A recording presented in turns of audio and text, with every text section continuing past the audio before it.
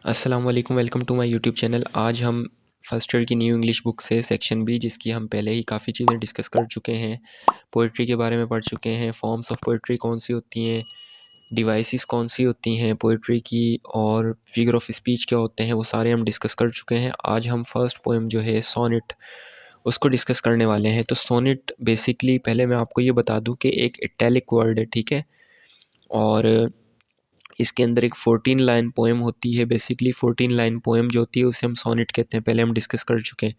जिसके अंदर एक ऑक्टेव होता है, एक सेस्टेट होता है। ऑक्टेव 8 लाइन्स का, सेस्टेट 6 लाइन्स का, ठीक है। और आइएम्बिक पेंटामीटर स्टाइल होता है। आइएम्बिक पेंटामीटर हम पहले पढ़ चुके हैं, वो क्या होते हैं, ठीक है। तो अगर उसके हवाले से कुछ भी आपको कन्फ्यूजन है तो पहले आप वो वीडियोस देख लें, ताकि वो तमाम चीज़ें क्लियर हो जाएं, ठीक है।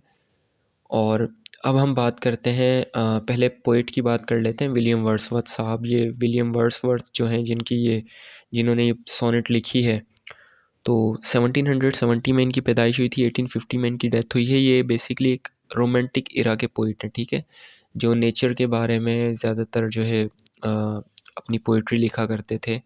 इनकी ज़्यादातर नज़में जो है नेचर से रिलेटेड ही हैं। उन्होंने खूबसूरती को ज़ाहिर किया और काफ़ी खूबसूरती को बढ़ा चढ़ा कर पेश करते थे।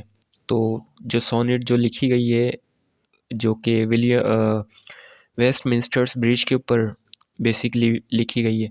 अब ये वेस्टमिंस्टर ब्रिज जो है लंदन के अंदर वाक़या है, और ये पोएम जो है 1802 में लिखी गई थी। और इस पोएम के अंदर, इस सोनेट के अंदर बेसिकली जो विलियम वर्ड्सवर्थ साहब हैं, उन्होंने लंदन की ब्यूटी का ज़िक्र किया है, यानी अर्ली मॉर्निंग में, एक्चुअली सुबह सवेरे उसकी खूबसूरती कैसी होती है उसको बयान किया गया है। तो अब हम पोएम की तरफ आ जाते हैं, स्टार्ट करते हैं अपनी poem. Earth has not anything to show more fair.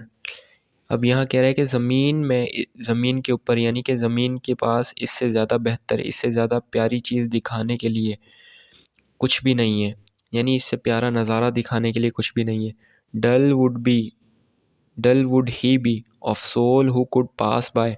अब यहाँ कह रहा है कि उसकी जो रूह होगी वो बेजार होगी, फजूल होगी, जो देखे बगैर गुजर जाए। A sight so touching in its majesty. ऐसा नज़ारा जिसकी शान व शौकत जो दिल को छू लेने वाली है।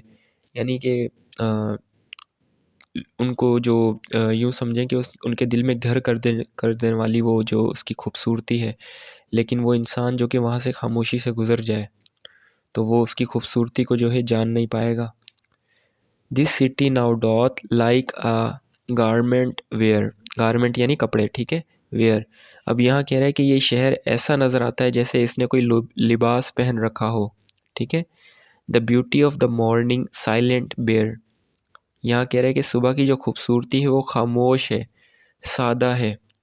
Ships, towers, domes, theatres and temples लाई।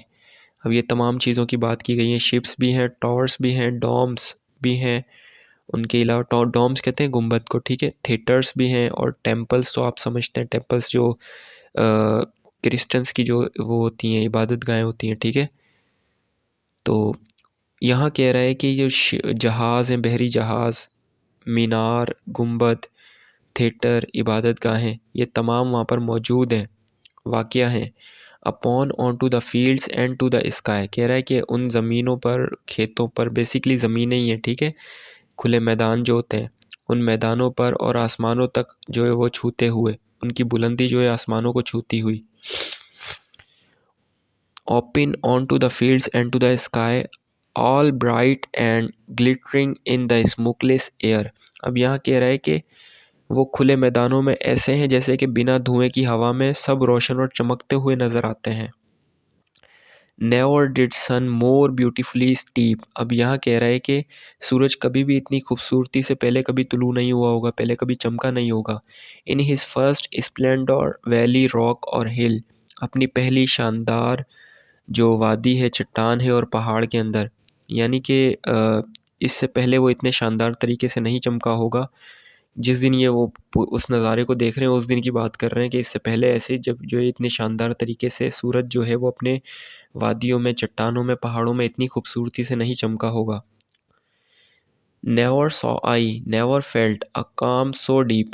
कह रहा है कि ना मैंने कभी देखा, ना मैंने कभी महसूस किया इतना गहरा सुकून। The river glideth at his own sweet will, कह रहे हैं कि दरिया जो है वो बह रहा है अपनी मौज मस्ती में, अपनी मन की मर्जी से।